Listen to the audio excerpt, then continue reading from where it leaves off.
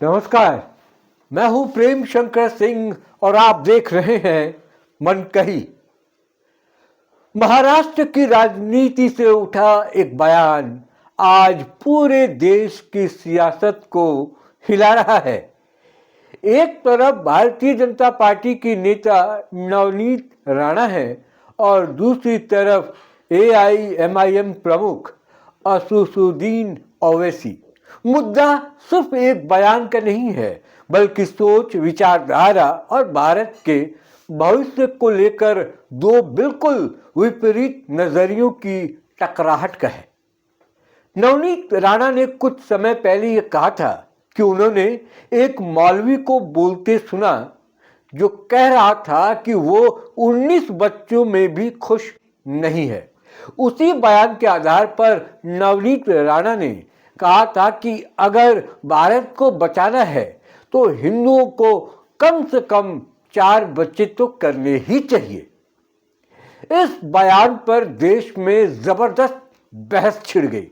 विपक्ष ने इसे भड़काऊ बताया, सेक्युलर लॉबी ने इसे नफरत फैलाने वाला बयान करार दिया और एआईएमआईएम प्रमुख ओवैसी ने भी इस पर तीखी प्रतिक्रिया दी। ओवैसी ने नवनीत राणा पर हमला बोलते हुए कहा कि बीजेपी नेताओं को संविधान की समझ नहीं है, उन्हें जनसंख्या नियंत्रण पर बोलने का अधिकार नहीं है और ऐसे बयान समाज को बांटते हैं। लेकिन कहानी यही खत्म नहीं हुई। राजनीति में बयान आते हैं, जवाब आते हैं, लेकिन कई बार जवाब इतना तीखा होता है कि वो खुद एक नई बहस को जन्म दे देता है। नवनीत राणा ने अब ओवैसी के जवाब पर पलटवार करते हुए कहा है, ओवैसी को पाकिस्तान भेज दिया जाना चाहिए, वहां जाकर वो 10 नहीं 20 बच्चे पैदा करे। अब सवाल ये नहीं है कि बयान सही है या गलत, सवाल ये है कि इस बयान के पीछे की राजनीति क्या है।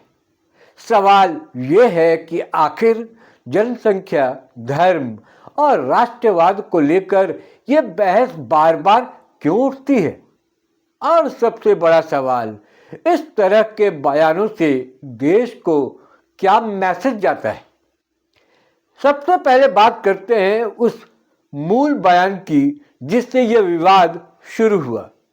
नवनीत राणा का कहना है कि उन्होंने एक मौलवी को सुना जो ये कह रहा था कि वो 19 बच्चों के बाद भी संतुष्ट नहीं है।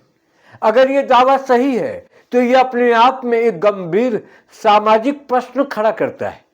भारत जैसे देश में जहां संसाधन सीमित हैं, शिक्षा और स्वास्थ्य व्यवस्था पर पहले से दबाव है, वहां बेतहाशा जनसंख्या वृद्धि एक बड़ी चुनौती है। ये कोई नई बहस नहीं है।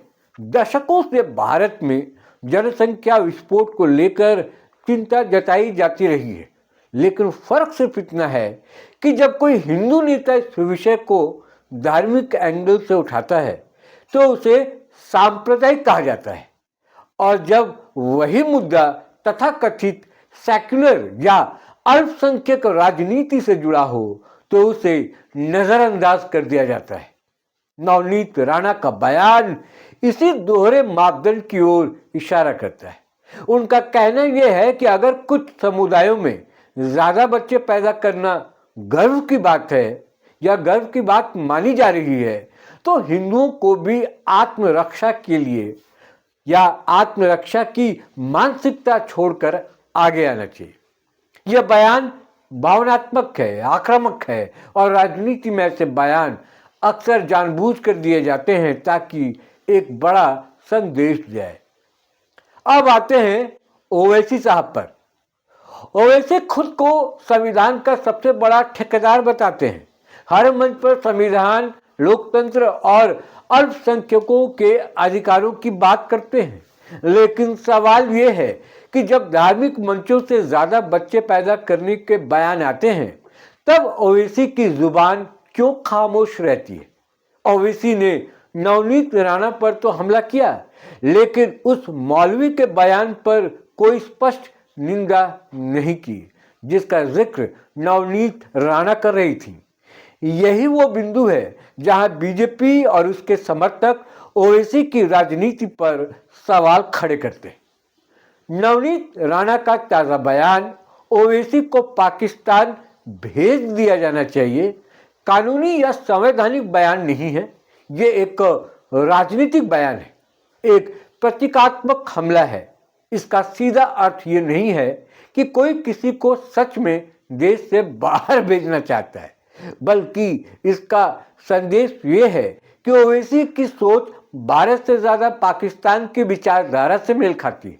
ऐसा आरोप बीजेपी नेताओं द्वारा लंबे समय से लगाया जाता रहा है। यह समझना जरूरी है कि पाकिस्तान का नाम भारतीय राजनीति में सिर्फ एक देश के रूप में नहीं, बल्कि एक विचारधारा के प्रतीक के रूप में इस्तेमाल किया जाता है। जब कोई नेता किसी भारतीय नेता को पाकिस्तान भेजने की बात करता है, तो वो उसकी राष्ट्रभक्ति पर सवाल खड़ा कर रहा होता है। नवनीत राणा ने यही किया है। उन्होंने ओवैसी पर सीधा हमला करते हुए ये संदेश दिया है कि जो नेता भारत में रहकर भारत विरोधी सोच को बढ़ावा देता है, उसे भारत की चिंता नहीं है। लेकिन ये भी सच है कि ऐसे बयानों से राजनीति और समाज में तनाव बढ़ता है। आलोचक कहते हैं कि इस तरह की भाषा लोकतंत्र के लिए ठीक नहीं है, लेकिन समर्थक ये कहते हैं कि जब एक समुदाय विशेष की जनसंख्या वृद्धि पर सवाल उठाने वालों को चुप कराने की कोशिश होती है, तब तीखी भाषा जरूरी हो जाती है। ओवैसी की राजनीति लंबे समय से पहचान की राजनीति पर टिकी रही है।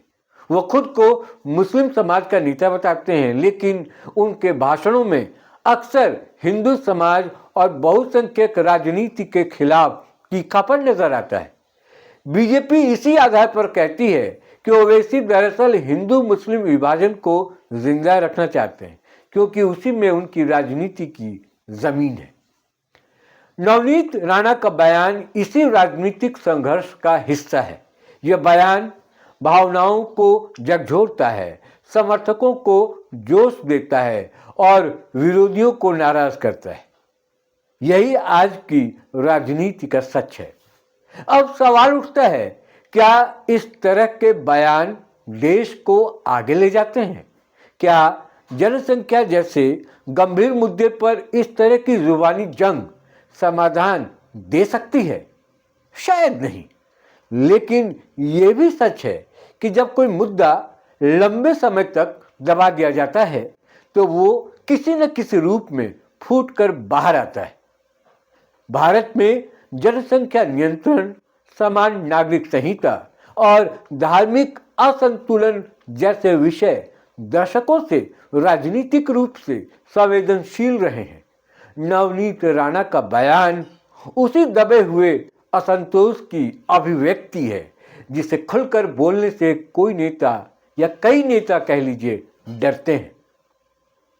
ओवैसी और नवनीत राणा की ये जुबानी जंग दरअसल आने वाले समय की राजनीति की झलक है। 2029 की ओर बढ़ते भारत में मुद्दे और ज्यादा तीखे होंगे, बयान और ज्यादा आक्रामक होंगे और विचारधाराओं की लड़ाई और खुलकर सामने आएगी।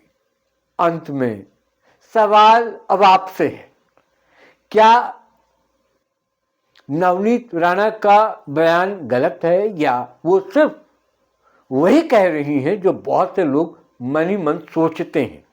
क्या ओवैसी सच में सिर्फ संविधान की बात करते हैं या उनकी राजनीति भी एक खास समुदाय तक सीमित है? इस बहस का जवाब आसान नहीं है, लेकिन इतना तय है कि ये विवाद सिर्फ दो नेताओं का नहीं है।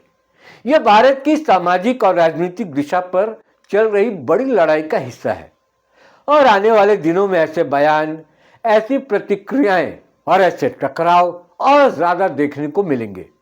देश किस रास्ते पर जाएगा, संवाद के या टकराव के, यह फैसला सिर्फ नेताओं का नहीं बल्कि जनता का भी है। इस वीडियो में इतना ही। आप क्या सोचते हैं कमेंट बॉक्स में जाकर लिख सकते हैं। जिन लोगों ने मनकही को अभी तक सब्सक्राइब नहीं किया है, प्लीज़ चैनल को सब्सक्राइब कर लें। फिलहाल मुझे इजाज़त दें, फिर किसी और मुद्दे के साथ मुलाकात होगी।